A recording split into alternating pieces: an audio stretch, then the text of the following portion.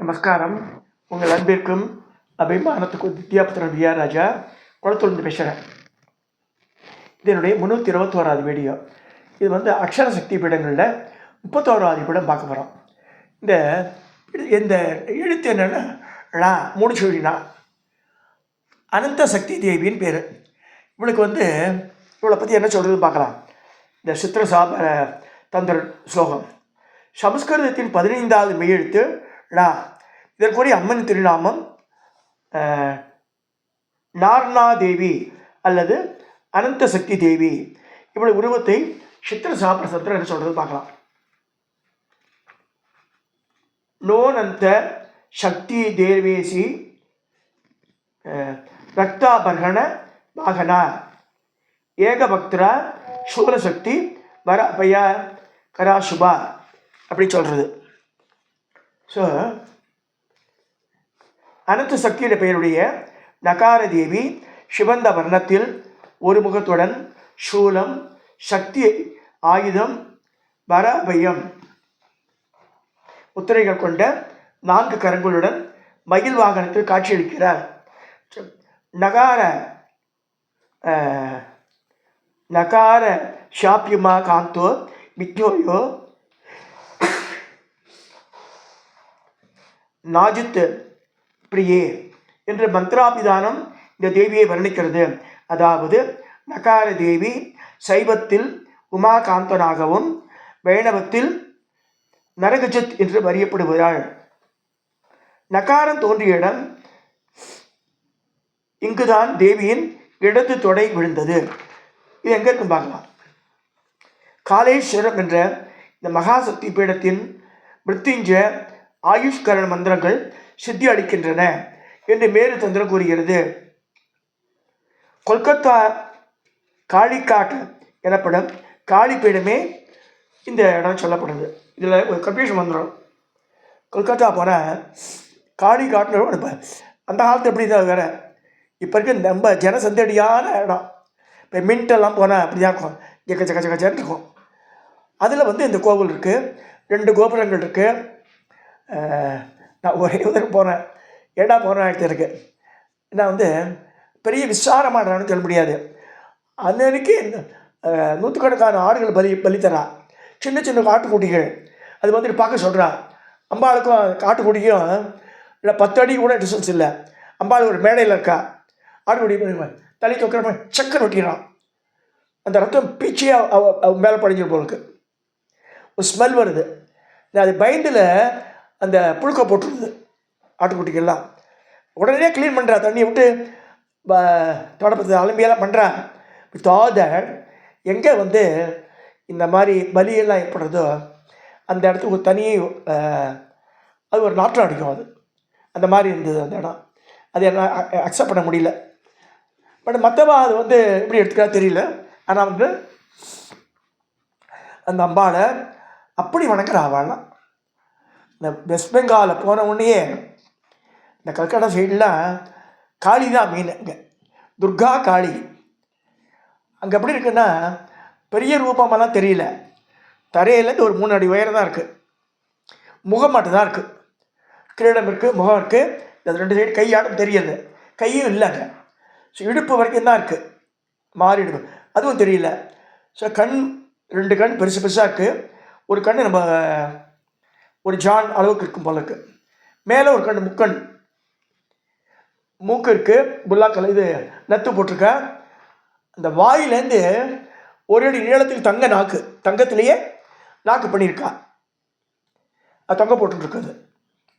அது ரொம்ப ஃபேமஸ்ன்னு சொல்லப்படுறது. ராமகிருஷ்ண பரமஹம்சர் ஒரிஜினலாக அங்கெல்லாம் பூஜை பண்ணியிருக்கார். அவருக்கு காளி பேசுவா. அவகிட்ட காளின்ற ரூபாக்கே நான் ரிப்பீட்டர். தசமகா வித்யாவில் காளி தான் சூப்பர் ஸ்டார். அவள் தான் சூப்பர் ஹீரோயின் சொல்லலாம். அதனால தான் முதல்ல நான் அவளை கொடுத்துருக்கு. மந்திர மகாரணமம், சப்தகோடி மகா மந்திரம் எல்லாம் எப்படி ஒருத்தருக்கு சித்தி ஆகும்னா, காளி மந்திரம் சித்தி ஆகிடுச்சுன்னா எல்லாம் ஆட்டோமேட்டிக்காகவே வந்துடும். காளி மந்திரத்தை மெயினாக தர்ஷன காளி பற்றி சொல்லியிருக்கு. ஓம் க்ரீம் க்ரீம் க்ரீம் ஹூம் ஹூம் cream cream Dakshina காளிக்கே cream cream cream ஹூம் ஹூம் க்ரீம் க்ரீம் ஸ்வாகா அப்படியே மந்திரம் சொல்கிறது. வேறு மந்திரங்களாக இருக்குது. எனக்கு உபதேசம் மந்திரம் நான் சொல்கிறேன். ஸோ இந்த காளிக்கா அப்போ சொல்லும்போது காலபைரவர் தான் மகாகாலர், அவருடைய ஹஸ்பண்டு. இப்போ 2 பேரும் எப்போ வரான்னா, இந்த மகாகாலர் காளிகாவும் தட்சைக்கு போதும் வந்துடுறார். Why they selected the place இங்கே கல்கட்டாவில் அதை பார்க்கலாம். மேலும் அவை அம்மனின் வலக்கால் விரல்கள் இங்கு விழுந்ததாகவும் வலியுறுத்துகின்றன.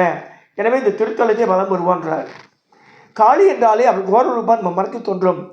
கோரத்தையும் கொடுமையை ஏற்கும் மனோபாவம் நமக்கு அளிப்பவள். அது தைரியம் வரணும் மனசில், அதுக்காக தான் அது மெயினாக.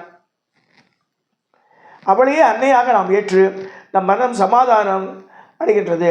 இந்த மனப்பான்மை பெங்காலிகளிடையே அபரிதமாக இருக்கிறது. ஸ்ரீ காளிகா காமம் இது மந்திர நூல். இது ஸ்ரீ சக்தி சங்கரம தந்திரம், குர்லார்ணவ தந்திரம், யோகினி தந்திரம், மகா நிர்வாண தந்திரம் முதலிய நூல்கள் காளியை பற்றி விரிவாக சொல்கின்றன. சாக்த மார்க்கத்தில் காளி குலம் ஸ்ரீ குலம் 2 குலம் இருக்குது, அதாவது குரூப்பு. இதில் ஸ்ரீகுலம் என்று 2 முறைகள் உள்ளன. காளி, தாரா, ரத்த காளி, புவனா, மார்தனி, திரிபுரா, துரிதா, துர்கா, வித்யா, பிரத்யங்கரா ஆகியோர் காளி குலத்தை சேர்ந்தவர்கள். இது ஸ்ரீகுலம் தான் யாருன்னா திவ்ய பாவம், வீரபாவம் ஆகிய மூலம் ஞானிகளே இந்த காளிகளை வழிபடுகின்றனர். சுந்தரி பைரவி, சுந்தரினா திரிபுர சுந்தரி லலிதா, சுந்தரி பைரவி பாலா, மகளா, கமலா, தூமவதி, மாதங்கி, வித்யா, ஸ்வப்னவதி, மகாவித்யா, மதுமதி ஆகியோர் ஸ்ரீகுலத்தை சேர்ந்தவர்கள். அப்படி பிரிச்சிருக்காங்க ஆட்டில். திவ்ய வீர பசுபாவம் கொண்டு காமரிகள் வழிபடலாம் சொல்லியிருக்கு.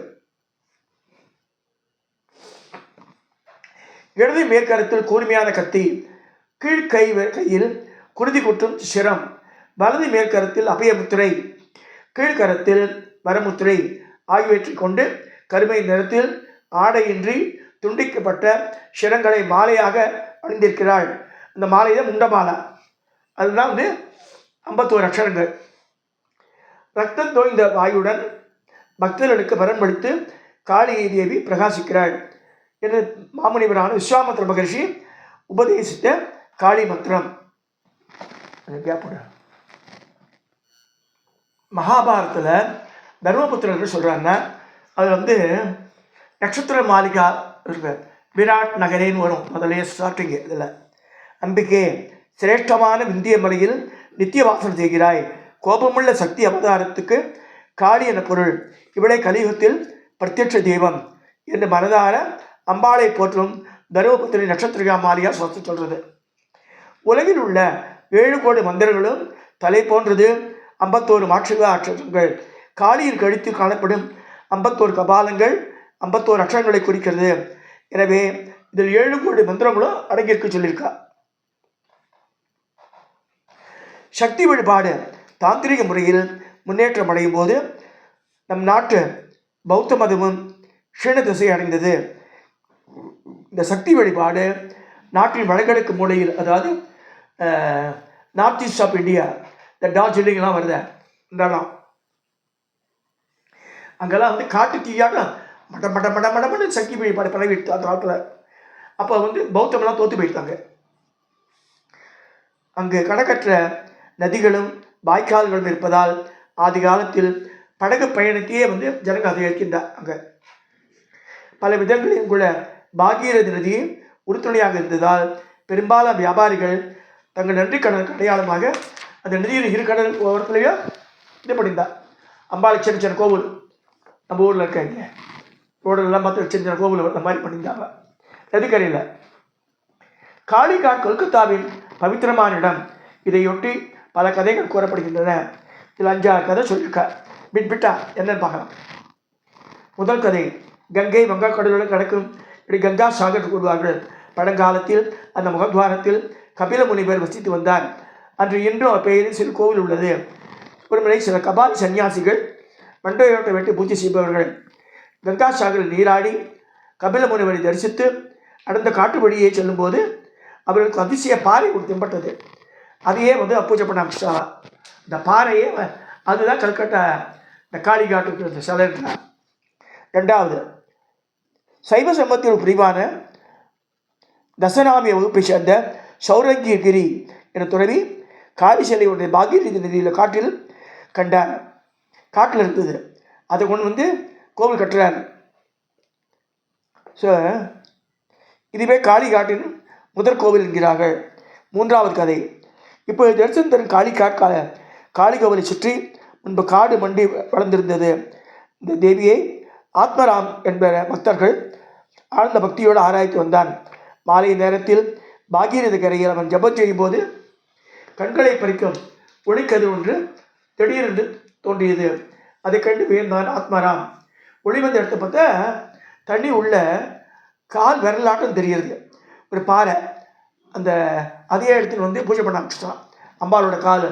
அப்போ அவன் கணவர் சொல்கிறான், என்னோட இடது கால் விழுந்த இடம் அது அப்படின்னு. ஸோ அதை ஒரு டப்பாவில் வச்சு அந்த ஓரமாக வச்சுருக்கா அந்த காளிகாட்டு உள்ள. கல்கடத்து இடத்துல அருகே ஆத்மாராமுக்கு ஒரு சிவலிங்கம் கிடைத்தது. அந்த சிவலிங்கத்துக்கு நகுலேஸ்வரர் பேர் வைக்கிறான். காளி சிலையின் அருகிலேயே அமைத்து வழிபட்டான்.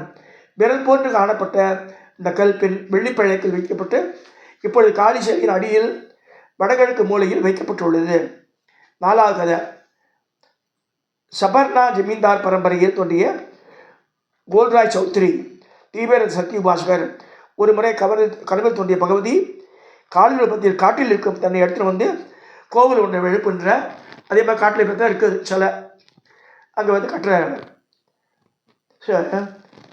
பின்னர் மாவட்ட ஆட்சியாளர் சம்மந்தம் பெற்று வேறொரு ஜமீன்தாரான ராஜீவ் லோச்சன் என்பவர் அந்த கோவிலை விரிப்படுத்தினார். அஞ்சாவது கதை. மேற்கு வங்காளத்தில் 24 பர்கானா மாவட்டத்தில் இருப்பது பரிசா கிராமம். இங்கு கொல்கத்தாவிலிருந்து 13 கிலோமீட்டர் தொலைவில் உள்ளது.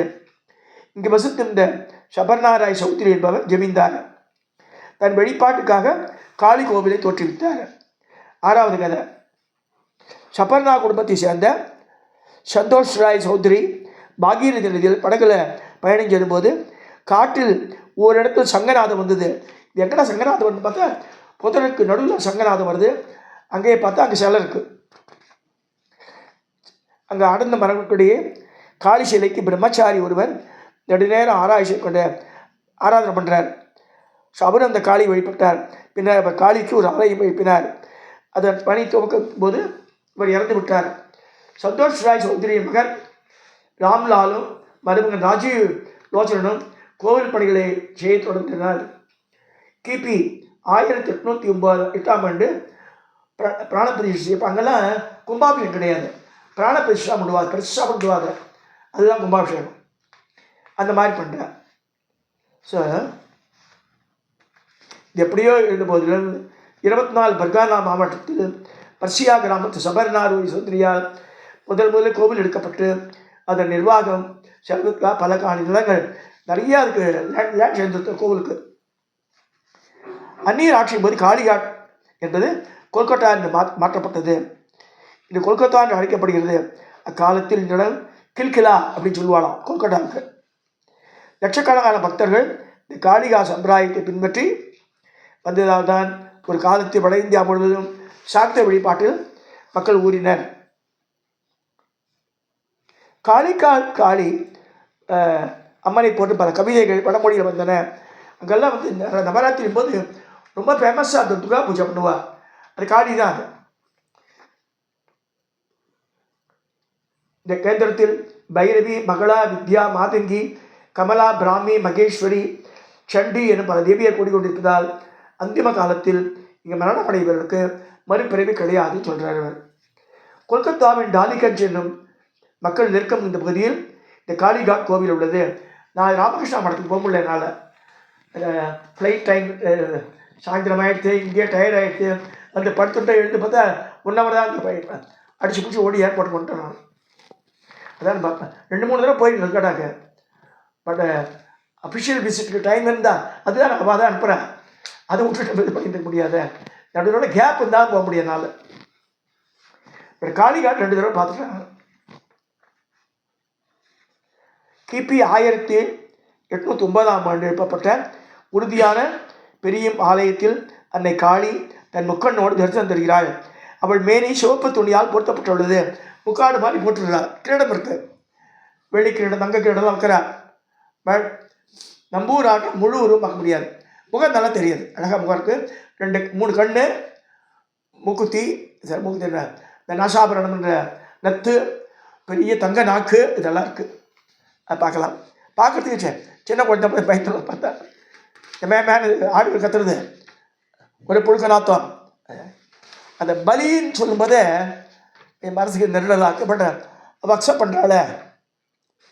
அதாவது சாஸ்திரங்களை சொல்கிற நிறைய பேர் இல்லை இல்லை பரமாச்சாரியார்னு சொல்கிற இந்த இதில் பெரிய பெரிய யஜ்யங்கள், ஹோமத்தை போய் யஜ்யன்றாவா. அதாவது ஹோமம்ன்றது 1 or 2 hours முடிஞ்சிடுது, அது 5 hours கூட பண்ணலாம். யாகம்ன்றது பெருசு, பிரம்மாண்டம், 1 வாரம் ஆகும். அந்த காலத்திலே கோடிக்கணக்கில் செலவழிக்கணும் யாகத்துக்கு. ஏன்னா யாகத்துக்கு வர பிராமணா பேர் ஸ்ரௌதிகள் பேர். அவள் காதில் கடுக்கன் போட்டுக்க மாட்டாள். அவள் வந்து ரிங்கு மாதிரி போட்டுப்பா, அதில் மகர முத்திரை வச்சுருக்கோம். அவள் வேறு பிராத்துக்கு போய் பிராமணாத்துக்கு போக மாட்டாள். நல்லா புரிஞ்சுங்க, இது நிறைய பேருக்கு தெரியாது. யாகம் பண்ணுறவ சாதா பிராமணன் முடிக்க வர மாட்டாள். நல்லா புரிஞ்சுக்கணும். ஏன்னா அவள் 2-3 யாகத்தை ஒத்துப்பாள் ஒரு வருஷத்துக்கு. ஸோ அவளுக்கு வருஷத்துக்கு உண்டான இது தந்தான அனுபவம். அந்த அந்த எஃபோர்ட்டெல்லாம் போடுறான் அதில். அவள் கூப்பிட்ட சாமி இறங்கும். நல்லா புரிஞ்சுங்க.